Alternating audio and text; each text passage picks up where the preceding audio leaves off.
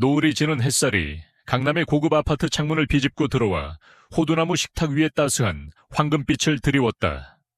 상 위에는 김 여사가 직접 만들었다고 자랑스럽게 소개한 전통 음식, 육회가 놓여 있었다.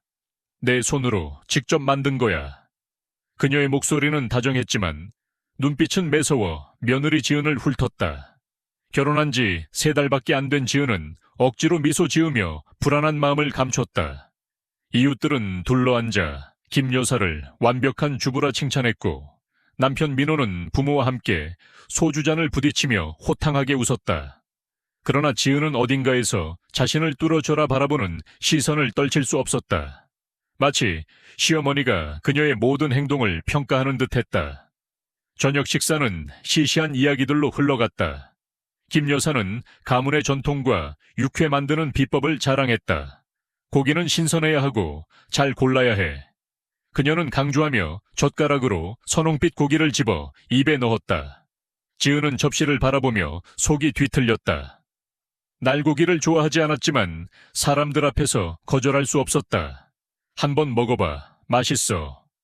시어머니가 접시를 밀어주자 지은은 마지못해 작은 조각을 집어 삼켰다. 고기의 짠맛과 참기름 향이 섞이며 온몸이 오싹했다. 남편 민호를 바라봤지만 그는 그녀의 불편함을 눈치채지 못하고 아버지와 계속 대화를 이어갔다. 식사가 끝나고 손님들이 돌아간 뒤 지은은 시어머니와 함께 부엌을 치웠다. 숨막히는 정적 속에서 김 여사가 불쑥 입을 열었다. 좀 더 제대로 요리하는 법을 배워야겠구나. 민호는 집밥을 좋아하는데 너는 부엌에 들어올 생각도 안 하니. 지은은 입술을 깨물며 참았다. 네, 노력하겠습니다. 억눌린 목소리로 대답했지만 속은 들끓었다. 결혼 후 줄곧 시어머니는 그녀의 옷차림부터 집안 정리까지 간섭했다. 민호는 아내를 두둔하기보다는 늘 웃으며 엄마가 널 위해서 그러는 거야 라고 둘러댔다. 그날 밤 지은은 잠을 이루지 못했다. 남편의 고른 숨소리를 들으며 뒤척이던 그녀의 머릿속은 뒤엉켜 있었다. 육회를 더 먹으라는 시어머니의 눈빛은 마치 비밀을 감추고 있는 듯했다. 다음 날 아침 거실을 정리하다가 오래된 서랍 속에서 먼지 쌓인 액자 하나를 발견했다. 액자 속에는 젊은 여자가 민호 옆에 서서 환하게 웃고 있었다. 하지만 그 눈빛에는 불안이 서려 있었다. 액자 뒷면에는 송을씨가 적혀 있었다. 수진, 2018. 지은의 심장이 요동쳤다. 민호는 전혀 이런 여자를 언급한 적이 없었다. 그녀는 몰래 사진을 찍어두고 더 알아보기로 했다. 그날 밤 야근을 마치고 남편이 돌아오기 전 지은은 휴대폰으로 수진과 집 주소를 검색했다. 오래된 기사가 떴다. 강남에서 사라진 여성의 미스터리. 기사에는 수진이라는 여성이 한 재벌가의 며느리였지만 가족의 압박으로 가출했다는 내용이 있었다. 경찰은 단순 가출로 결론지었지만 명확한 증거는 없었다. 지은의 등골이 서늘해졌다. 기사 맨 아래에는 작은 문장이 눈에 들어왔다. 실종 직전 가족과 함께한 마지막 식사는 육회였다. 경악에 휩싸인 순간 김 여사가 차 한 잔을 들고 방에 들어왔다. 아직 안 자니? 그녀는 부드럽게 말했지만 눈빛은 예리했다. 지은은 황급히 휴대폰을 잠갔다. 네, 그냥 인터넷 보고 있었어요. 최대한 태연하게 대답했다. 김 여사는 미소 지으며 찻잔을 내려놓았다. 마셔, 잠이 잘 올 거야. 지은은 고개를 끄덕였지만 채는 손도 대지 않았다. 그녀가 방을 나가자 지은은 차를 화분에 쏟아버렸다. 심장이 터질 듯 뛰었다. 다시 서랍을 확인한 지은은 액자 밑에서 구겨진 종이 조각을 발견했다. 붉은 잉크로 적힌 글씨가 있었다. 육회, 가문의 비밀. 다른 설명은 없었지만 그 문장이 소름을 돋게 했다. 지은은 종이를 주머니에 넣고 남편에게 아무 말도 하지 않기로 했다. 그가 믿지 않을지도 혹은 더 나쁘게는 어머니에게 모든 걸 털어놓을지도 몰랐다. 하지만 공포는 이미 그녀 안에 뿌리 내렸다.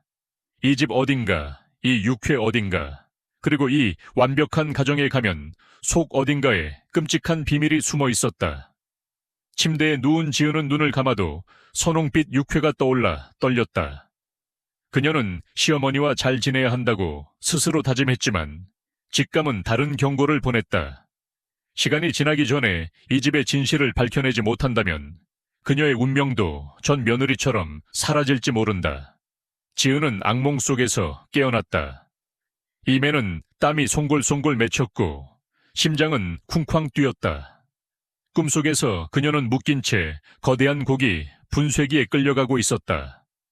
날카로운 칼날이 윙윙 소리를 내며 그녀를 향해 다가왔다. 그녀는 숨을 헐떡이며 벌떡 일어났다. 강남 아파트의 창문으로 아침 햇살이 스며들었다.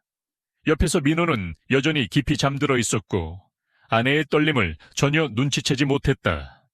지은은 부엌으로 내려가 마음을 진정시키려 했지만 어제 저녁의 육회 냄새가 여전히 공기 중에 떠도는 듯했다. 김 여사는 일찍 일어나 부엌에 서서 고기를 썰고 있었다. 그녀의 눈빛은 평소처럼 날카로웠다. 일어났니?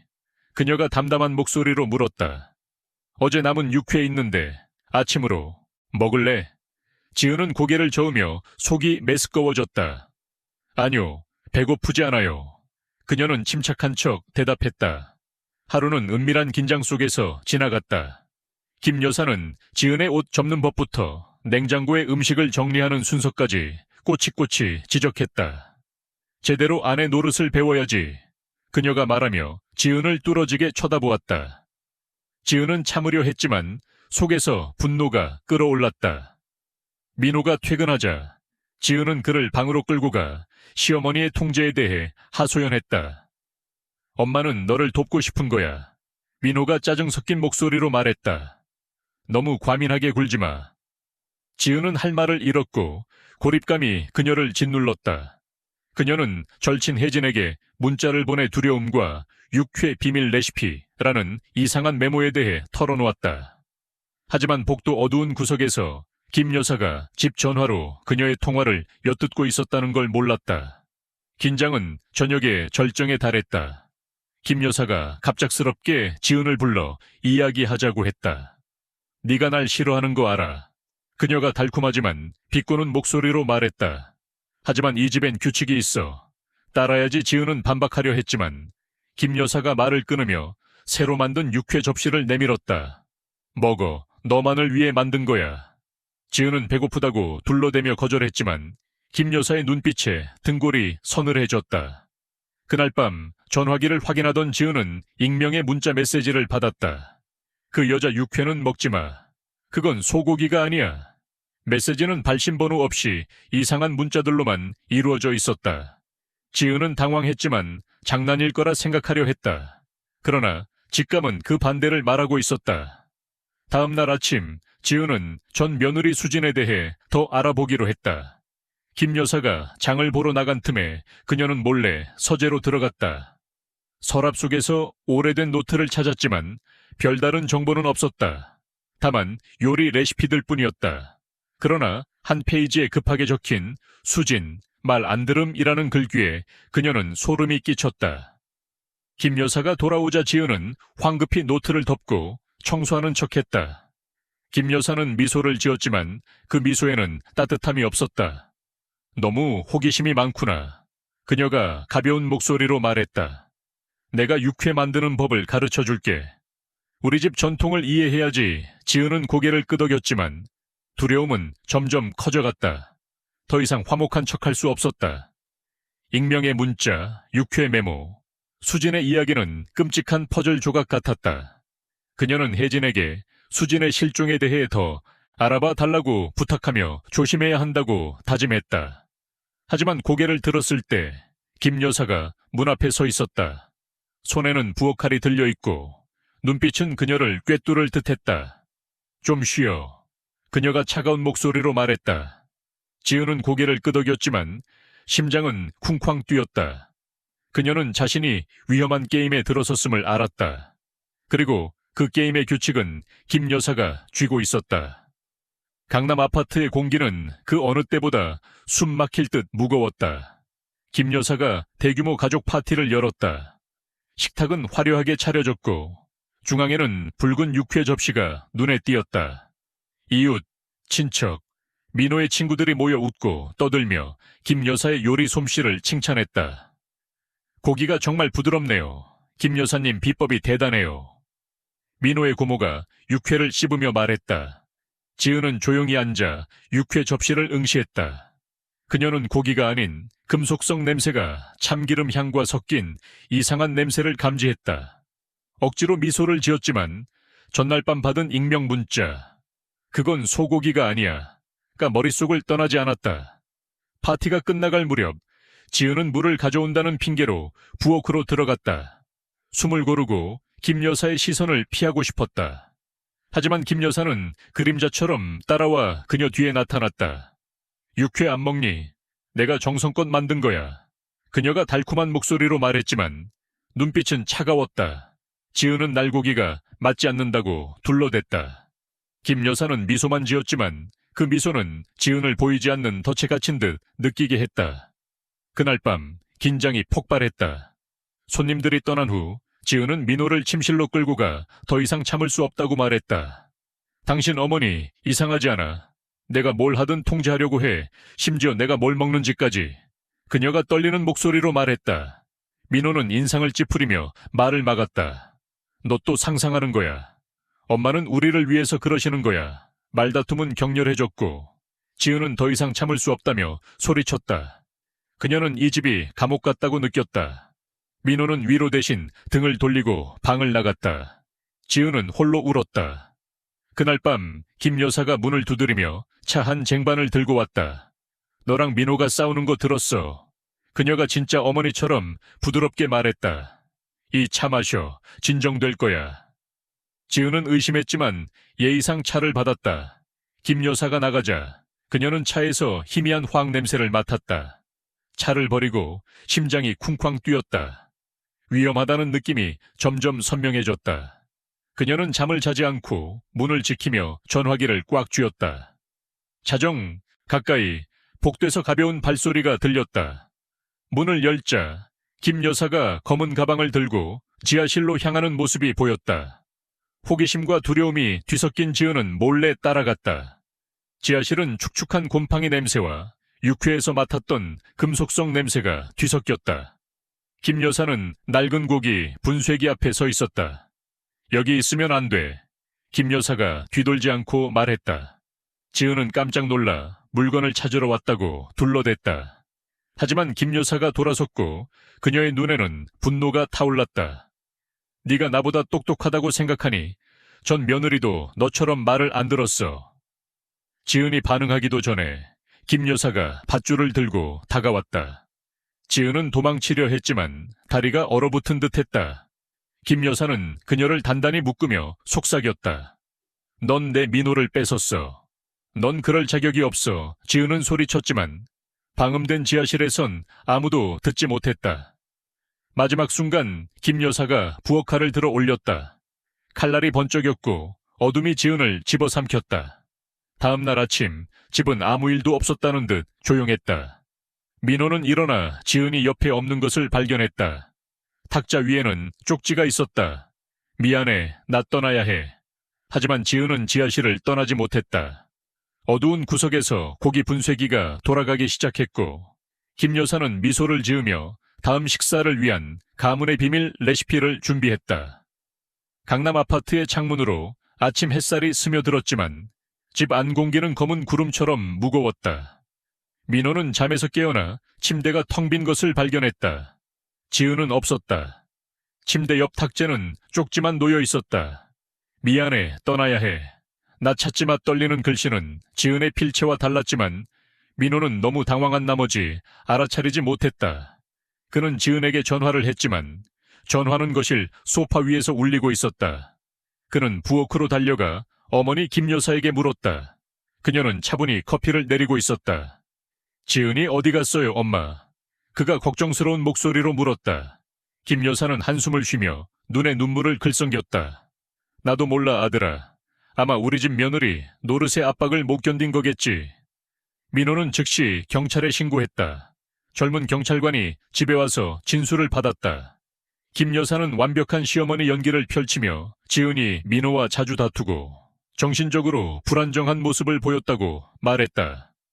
그녀는 지은의 전화로 보낸 가짜 문자 자유를 찾으러 떠난다를 증거로 제시했다.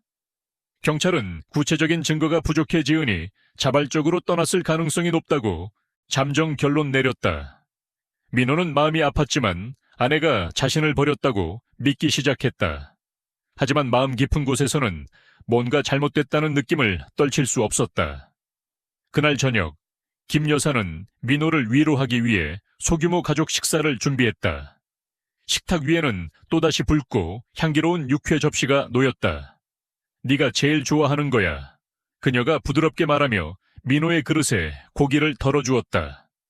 민호는 고기를 먹었지만 이상한 느낌이 들었다. 이번 육회는 맛이 더 진했고 묘한 짠맛이 섞여 있었다. 그는 어머니를 기쁘게 하려고 맛있다고 했지만 김 여사의 눈에는 알 수 없는 만족감이 스쳤다. 민호는 몰랐다. 차가운 지하실에서 밤새 고기 분쇄기가 돌아갔고 그의 아내 지은이 김 여사가 정성껏 준비한 가문의 비밀 레시피의 일부가 되었다는 것을. 한편 지은의 절친 혜진은 도망쳤다는 이야기를 믿지 않았다. 그녀는 민호에게 연락해 지은과의 마지막 대화에서 이상한 점들을 말했다. 지은이 너희 어머니, 육회, 그리고 이상한 메모에 대해 말했어. 혜진이 전했다. 민호는 인상을 찌푸리며 지은이 언급했던 육회 비밀 레시피 메모를 떠올렸다. 그는 거실을 뒤져 지은의 코트 주머니에서 그 메모를 찾았다. 붉은 글씨는 그를 소름 끼치게 했지만 그는 우연일 뿐이라고 스스로를 다독였다. 어머니가 끔찍한 짓을 했을 리 없다고. 다음 날 혜진의 요청으로 경찰이 다시 집을 방문했다. 대충 조사했지만 한 경찰관이 지하실 입구에 희미한 먼지 자국을 눈여겨봤다. 엄마, 지하실에 뭐 있어요? 민호가 떨리는 목소리로 물었다. 김 여사는 미소를 지으며 소고기를 보관했다고 설명했다. 너도 알잖아. 내가 다 직접 준비하는 거. 그녀가 부드럽지만 단호하게 말했다. 민호는 고개를 끄덕였지만 의심의 씨앗이 싹트기 시작했다. 그날 밤 김 여사가 잠든 사이 민호는 몰래 지하실로 내려갔다. 형광등이 깜빡이며 낡은 고기 분쇄기를 비췄다. 금속성 냄새가 어제 육회에서 맡았던 냄새와 똑같았다. 그는 떨면서 주변을 살폈지만 마른 붉은 얼룩이 묻은 행주 외에는 아무것도 찾지 못했다. 소고기 피라고 스스로를 위로했지만 두려움이 그를 갉아먹었다. 방으로 돌아와 부엌에 남은 육회 접시를 보니 처음으로 구역질이 났다. 김 여사는 침실에서 어둠 속 미소를 지으며 모든 것이 자신의 통제 아래 있음을 알았다. 강남 아파트의 공기는 숨 막힐 정도로 무거웠다. 모든 구석이 비밀을 숨기고 있는 듯했다. 지은의 절친 혜진은 지은이 도망쳤다는 이야기를 믿지 않았다. 그녀는 경찰에 연락해 실종 사건을 다시 조사해달라고 요구했다. 지은이는 절대 말없이 떠날 사람이 아니에요. 그녀가 전화로 경찰관에게 단호히 말했다. 그 애가 당신 어머니와 이상한 육회에 대해 말했어요. 더 철저히 조사해야 해요. 경찰은 마지못해 민호의 집으로 다시 방문하기로 했다. 그날 아침 2명의 경찰관이 아파트를 조사하러 왔다. 김 여사는 완벽한 연기로 슬픔에 잠긴 시어머니 역할을 했다. 아들만이라도 평온했으면 좋겠어요. 그녀가 눈물을 글썽이며 말했다. 하지만 젊은 경찰관 한 명이 지하실 바닥에 말라붙은 작은 핏자국을 발견했다. 고기 분쇄기 근처였다. 이게 뭐죠? 그가 물으며 붉은 얼룩을 가리켰다. 김 여사는 전혀 동요하지 않았다. 아, 소고기 피겠죠. 그녀가 부드럽게 대답했다. 여기서 육회를 만들다 보니 실수로 흘린 거예요. 경찰관은 기록했지만 공식 수색영장 없이 더 파고들지 않았다. 민호는 구석에 서서 속이 뒤틀리는 기분을 느꼈다. 어제 먹은 육회에 이상한 짠맛이 떠올랐다. 경찰이 떠난 후 그는 어머니와 대면했다. 엄마, 정말 소고기 피예요? 그가 떨리는 목소리로 물었다. 김 여사는 미소를 지으며 그의 어깨에 손을 얹었다. 아들, 엄마를 의심하는 거야. 엄마는 우리 가족이 행복하길 바랄 뿐이야. 하지만 그녀의 부드러운 눈빛은 민호를 거짓의 그물에 갇힌 듯 느끼게 했다. 그날 밤 민호는 잠을 이루지 못했다. 육회 비밀 레시피, 메모와 혜진의 말이 머릿속을 맴돌았다. 그는 스스로 확인하기로 했다. 김 여사가 잠든 사이 그는 차고로 몰래 들어갔다. 어두운 구석에서 고기 분쇄기를 발견했다. 아직 마른 피가 묻어 있었다. 떨리는 손으로 자세히 살펴보던 그는 심장이 멈추는 듯했다. 기계 틈에 긴 검은 머리카락이 끼어 있었다. 지은의 머리와 똑같았다. 그는 뒤로 물러서며 숨을 몰아쉬었다. 우연일 뿐이라고 스스로를 다독였지만 두려움은 이미 깊이 뿌리 내렸다. 다음 날 아침 민호는 부엌에서 어머니와 대질했다. 엄마, 분쇄기에 머리카락이 있었어요. 그가 떨리는 목소리로 말했다. 김 여사는 전혀 당황하지 않았다. 머리카락? 그건 내 거야, 아들. 내가 거기서 하루 종일 일했잖아. 그녀는 화제를 바꾸며 어제 남은 육회로 아침을 먹자고 했다. 민호는 육회 접시를 보며 구역질을 느꼈다. 배고프지 않아요. 그가 처음으로 좋아하던 음식을 거절했다. 그는 부엌을 나서며 답을 찾아야겠다고 결심했다. 그게 모든 믿음을 무너뜨릴지라도. 혜진은 독자적으로 조사를 이어갔다. 그녀는 전 며느리 수진의 실종 기사를 찾았다. 기사에는 작은 세부 사항이 있었다. 목격자가 수진이 가방을 들고 집을 나서는 걸 봤지만 이후 행방이 묘연했다. 혜진은 민호에게 기사 링크를 보내고 지하실을 더 철저히 조사하라고 재촉했다. 민호는 문자를 읽으며 손이 떨렸다. 그는 더 이상 피할 수 없음을 알았다. 하지만 고개를 들었을 때 김 여사가 문 앞에 서 있었다. 그녀의 눈빛은 그를 삼킬 듯했다. 아들, 외부인 말 듣지 마. 그녀가 차갑게 말했다. 가족이 전부야. 민호는 고개를 끄덕였지만 마음속에서 끔찍한 비밀이 조금씩 드러나고 있음을 알았다. 민호는 더 이상 의심 속에 살 수 없었다. 두려움과 단편적인 단서들, 육회 비밀 레시피, 쪽지, 고기 분쇄기에 붙은 머리카락, 혜진의 경고는 그를 한계로 몰아넣었다. 그는 행동하기로 결심했다. 어느 날 저녁 김 여사가 이웃을 만나러 나간 틈에 민호는 부엌에 몰래 카메라를 설치했다. 지하실 문을 향하도록 했다. 그는 어머니가 숨기는 게 무엇인지 알아내고 싶었다. 그날 밤 핸드폰 화면을 통해 그는 김 여사가 지하실로 내려가며 혼잣말을 하는 모습을 보았다. 육회 비밀은 지켜줘야 해. 아무도 알아선 안 돼. 그녀의 목소리는 평소의 다정함과 달리 차가웠다. 민호는 심장이 멎는 듯했다. 다음 날 그는 어머니의 서재를 뒤졌다. 결국 서랍 밑바닥에서 낡은 일기장을 찾았다. 누렇게 변한 페이지에는 끔찍한 문장들이 적혀 있었다. 수지는 말을 안 들었어. 처리해야 했지.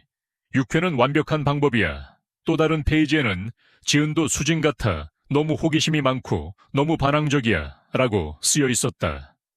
민호는 떨며 어머니가 지은뿐 아니라 전 며느리 수진의 실종에도 연관되었음을 깨달았다. 그가 늘 사랑했던 어머니가 이런 끔찍한 짓을 저질렀다는 사실을 믿을 수 없었다. 분노와 고통이 폭발했다. 그날 저녁 민호는 일기장을 탁자에 올려놓고 거실에서 어머니를 기다렸다. 김 여사가 들어오자 그는 벌떡 일어나 떨리는 목소리로 물었다. 엄마, 지은이한테 무슨 짓을 했어요? 수진도요? 김 여사는 얼굴이 창백해졌지만 곧 평정을 되찾았다. 아들, 무슨 소리니? 엄마는 널 지키고 싶었을 뿐이야. 하지만 민호는 멈추지 않았다. 그는 일기장을 들며 소리쳤다. 여기에 다 썼잖아요. 엄마가 그들을 죽였죠. 육회로 뭘 했어요? 김 여사는 비웃으며 눈빛이 얼음처럼 차가워졌다. 넌 그걸 먹었어, 민호. 너도 그들을 먹었어. 그 고백은 민호의 가슴을 후려쳤다. 그는 충격에 휩싸여 어머니가 만든 육회를 먹었던 순간들이 떠올라 구역질이 났다. 그는 김 여사에게 달려들어 그녀를 바닥에 쓰러뜨렸다. 엄마는 괴물이에요. 그가 고함치며 그녀의 목을 조였다. 김 여사는 몸부림치며 탁자 위에 칼을 잡으려 했지만 민호가 더 강했다. 싸움은 혼란스러웠고 방 안의 물건들이 부서졌다. 결국 민호는 어머니를 놓아주며 숨을 헐떡였다. 눈물이 흘렀다. 그는 어머니를 죽일 수 없었다. 비록 그녀가 용서받을 수 없는 짓을 했더라도 김 여사는 바닥에 쓰러져 갑자기 크게 웃었다. 넌 벗어날 수 있을 거라 생각하니, 민호. 넌 내 피를 이어받았어. 너도 그들의 살을 먹었고 이 비밀의 일부야. 그녀의 말이 민호의 심장을 찌르는 칼 같았다. 절망 속에서 민호는 경찰에 전화해 모든 것을 털어놓았다. 경찰이 도착했을 때 김 여사는 저항하지 않았지만 깨진 유리 조각으로 손목을 자르려 했다. 경찰은 그녀를 제지하고 수갑을 채워 끌고 갔다. 민호는 바닥에 주저앉아 머리를 감싸 쥐었다. 지은과 육회의 이미지가 그의 마음을 괴롭혔다. 혜진은 소식을 듣고 집으로 달려왔다. 그녀는 민호를 끌어안으며 위로하려 했지만 그는 중얼거릴 뿐이었다. 내가 그녀를 먹었어. 내 아내를 먹었어. 끔찍한 진실은 그가 믿었던 모든 것을 무너뜨렸다.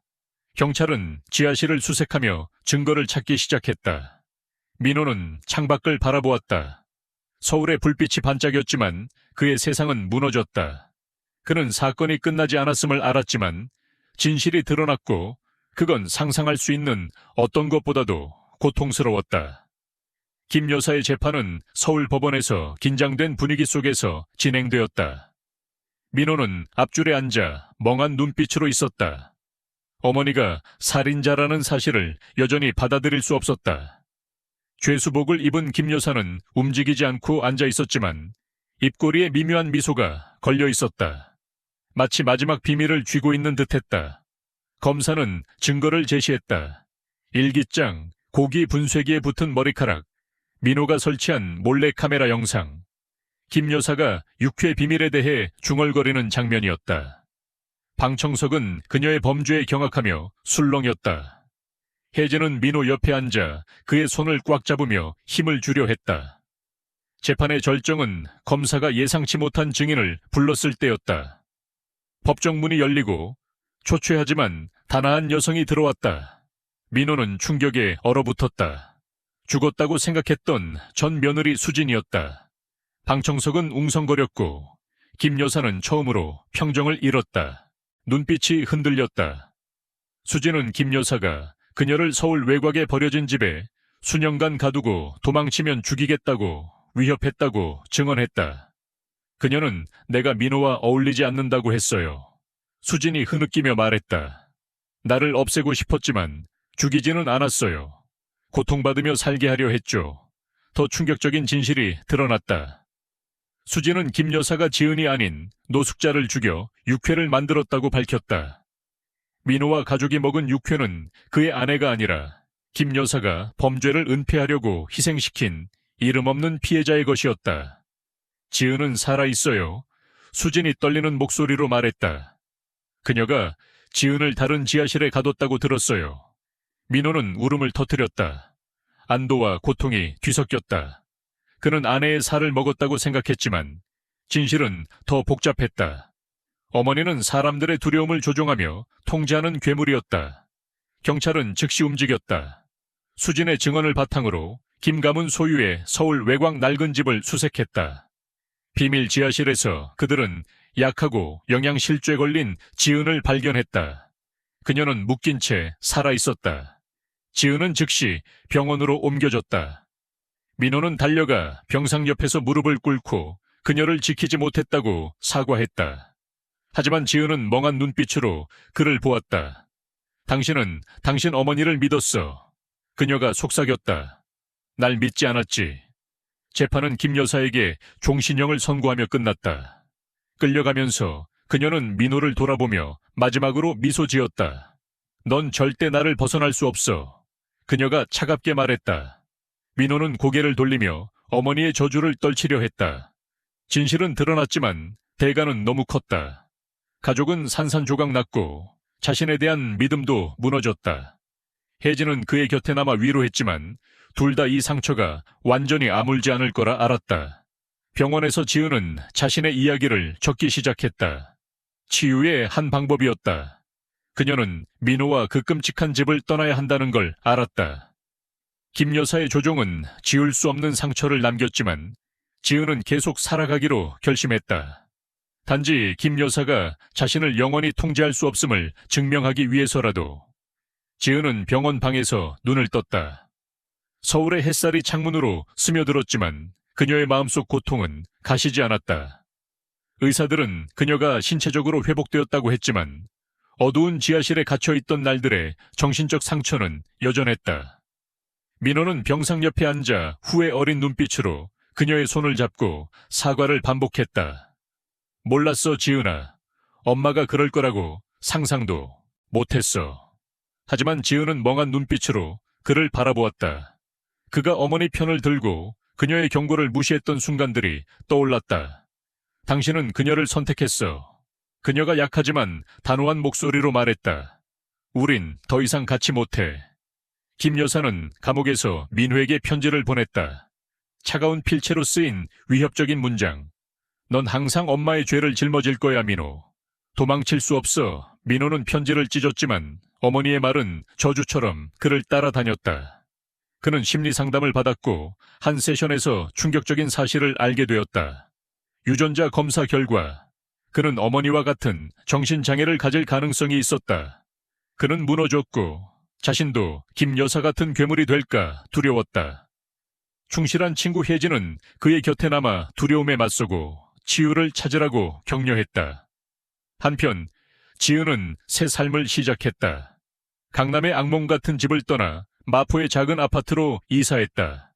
그녀는 학대 생존자 모임에 가입해 자신의 이야기를 공유했다. 글쓰기는 그녀의 치유 수단이 되었고 자신에 대한 믿음을 되찾게 했다. 어느 날 경찰로부터 편지가 왔다. 김 여사의 사건은 부인할 수 없는 증거로 마무리되었다.